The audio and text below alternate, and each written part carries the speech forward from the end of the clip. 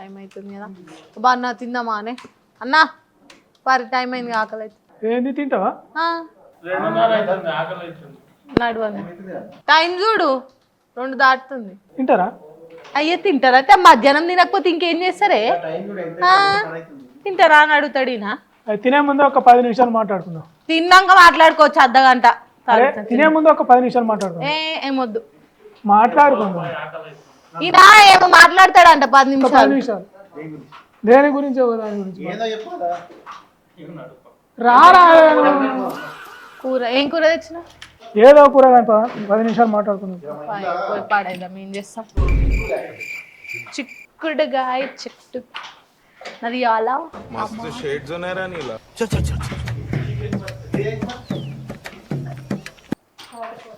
ఈతలు విరాలి కొన్ని ఉన్నాయి తినేటప్పుడు ఇస్తుంది పట్టుకుంటా నేను పట్టుకుంటే కొత్త ఇస్తాడు ఎందుకు కథ ఇది కూడా ఈతి ఏమో ఇష్టం లేదు మనకెందుకు మాట్లాడుకుందాం సరే ఏం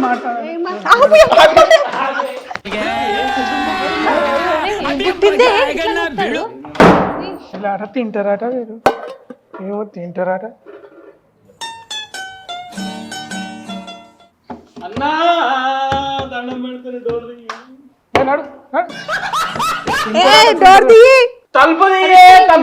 అసలు ఏమైంది ఏం పుట్టింది నీకు బయటకు వస్తే నీ పొట్టు అనుతాని ఊకనైనా పిలిచి చెప్తున్నా నీకు అందుకే మనం పోదామని టిఫిన్ బాక్స్ ఏం మనిషి అంటే తలుపు తీసుడు ఎక్కర్రి బిగ్గరగా తాళం వేసిన అయిపోయింది సాయంత్రం 6-7 అయ్యేదాకా మీరు లోపట్టే ఉండాలి అంతే నెత్తల పురుగులా తిరుగుతుంది ఎట్లా నీ తల్లి బయటకు వస్తే గుడ్లు విక్తా ఫస్ట్ తలుపుదే నీ టైం అయిపోతుంది అంటే ఆడ ఆకలి అవుతుంది 2:30 అవుతుంది టైం లంచ్ లేదు బొడ్డ సంచి లేదు ఏం లేదు ఈ పాటి నుంచి మీరు పగటి పువ్వు తిను లేదు ఏ డోర్ది అబ్బా తమాషాలు అవుతున్నాయా కడుపులో పేరు గుర్ర అబ్బా నాకు మస్తు ఆకలి అవుతుంది కడుపు గుర్రు లేదు గర్రు లేదు దేశం కోసం ఒక్క పూట అన్నం తినుడు బంద్ చేయవా ఉండు లోపట్నే ఉండు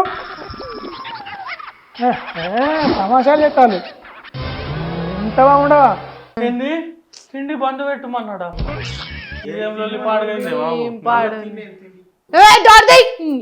చూడు కాక చెప్తున్నా నేను ఈడికే మస్తు కోపం మీద ఉన్నా బయటికి వచ్చినా అనుకో ఈ విమానం మొత్తం అవుతుంది మర్యాదగా తలుపు తీను లేకపోయినా అనుకో ఇప్పుడు డోర్ వలగొడుతుంది నాకు బీప్ లేపకు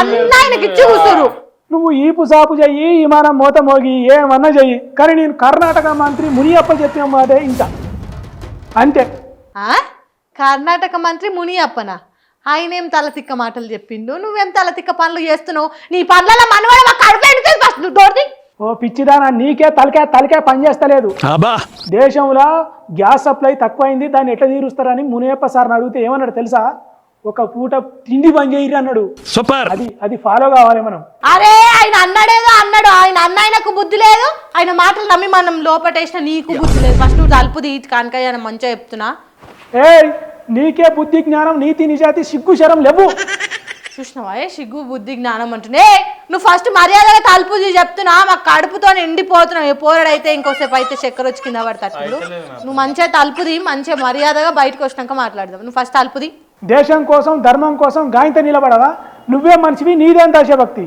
ఇసొంటప్పుడే దేశం కోసం నిలబడాలి గట్టిగా నాకు గనక తిక్క ఇవ్వాలి బయటకు వచ్చినాక నీ పుచ్చ అలుగుతా చెప్తున్నా ఏలేటోళ్ళకి బుద్ధి జ్ఞానం లేక ముందు సూపు లేక గ్యాస్ దొరకని కాలం వచ్చింది నువ్వు మమ్మల్ని చెప్తున్నావు ఫస్ట్ నువ్వు దొరది నీ అవ్వా ఓ పిచ్చిదానా మన దేశంలో గ్యాస్ బండలు ఎత్తి మీద పెట్టుకునే ఉరుకుతాళ్ళు కానీ పక్క దేశం పాకిస్తాన్ లో అసలు గ్యాసే లేదు అరే నీ అవ్వ ఆకలి అవుతుంటే ఏందే నీ సోది వాళ్ళతో మనకు లెక్కనా నీ అమ్మ మొన్ననే పెట్రోల్ డీజిల్ రేట్లు కూడా పెంచిర్రు ఇప్పుడు తినే వస్తువుల సరుకుల ధరలు కూడా పెరిగిపోతున్నాయి నువ్వు ఫస్ట్ డోర్ దియే కాక నాకు మస్తు ఆకలి అవుతుంది దండం పెడతా ఫస్ట్ డోర్ అట్లా అనుకుంటే పాకిస్తాన్ దేశంలో లీటర్కు 300 అది తెలుసా నీకు మనకెందుకు పాడేది నువ్వు ఫస్ట్ తలుపు తీసి పాడు చెయ్యే నీకు దండం పెడతానే కాక తలుపు తీయ నేను ఇసొంటప్పుడే దేశం కోసం నిలబడాలి ఒక్క పూట కాదు అవసరం అయితే 5 రోజులు ఉపాసం ఉండాలి అరే కనుక ఎందుకు ఉండాలి ఉపాసము మన దేశం ఏమన్నా యుద్ధం చేస్తుందా యుద్ధం చేసే వాళ్ళకి అన్నా నిలబడుతుందా ఎందుకు సపోర్ట్ చేయాలి నువ్వు ఫస్ట్ డోర్ తీరా ఫస్ట్ డోర్ తీ నీ అవ్వ బయటకు వచ్చి అయితే నీ పని చెయ్యకపోవచ్చు కానీ చేసినంత బరాబర్ అవుతుంది ఇప్పుడు తెలుసా. సరే నువ్వైతే ఫస్ట్ తలుపు దిగి, నువ్వు చెప్పినట్టే ఈ పూట అన్నం తినం కానీ నువ్వు ఫస్ట్ తలుపు దిగి, నీకు దండం. అమ్మ తోడా అమ్మ తోడే సాధు సాక్ష చదువు సాక్షి, చదువు సాక్షి. సరే తీతా. అవ్వా అవ్వా బుద్ధిలేని దద్దమాడు దొరికింది ఎక్కడో. వాడెవడో బువ్వ తినొద్దు అన్నాడట, ఈడెవడో మమ్మల్ని లోపటేసి తాళం వేశాడు.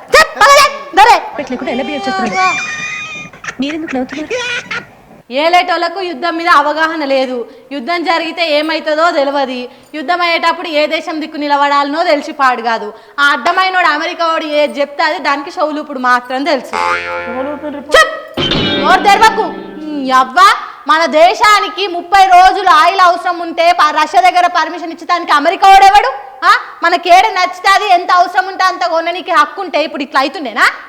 అంటే ఇప్పుడు ఒక పూట అన్నం బంద్ చేయరు అని చెప్పిన మునియప్ప సార్ది తప్ప తప్పు కాకపోతే తప్ప. మరి దేశాన్ని వెళ్ళేటోళ్ళు తమలపాకులు తింటే రాష్ట్రాన్ని వెళ్ళేటోళ్ళు అమాంతం అరిటాకులే తింటుర్రు. నువ్వు అట్లా మాట్లాడితే దేశాన్ని తక్కువ చేసినట్టు. మూతి మీద గుద్దితే మూతి పనులు రాలితే ఏమనుకుంటున్నావు? నేను కాదు, ఇప్పుడు ఈ దేశాన్ని ఏలుతున్న వాళ్ళు అట్లాంటి దుస్థితి తీసుకొచ్చారు. జనాలు గ్యాస్ బండ కోసం నెత్తి మీద పెట్టుకొని ఉరుకులాడే రోజులు తీసుకొచ్చిండ్రు ఇప్పుడు ఏలుతున్న పాలకులు. నన్ను అంటుండు. అంతేనంటవా?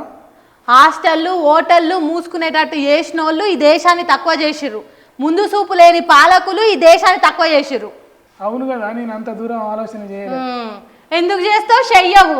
నీతిగా బిత్తిగా ఆలోచన చేసే వాళ్ళు అందరికీ అంతే. దేశాన్ని ఎవరు తక్కువ చేస్తున్నారో తెలుసుకోలేక సోది ముచ్చట్లు చెప్తున్నారు. నిటారుగా నిలబడ్డ దేశాన్ని అమెరికా ఓన్ దగ్గర అడ్డంగా తాకట్టు పెట్టిండ్రు. అది తెలుసుకోలేకపోయిండ్రు. ఎవరు తాకట్టు పెట్టింది తెలియక ఇష్టం వచ్చినట్టు మాట్లాడుతున్నారు.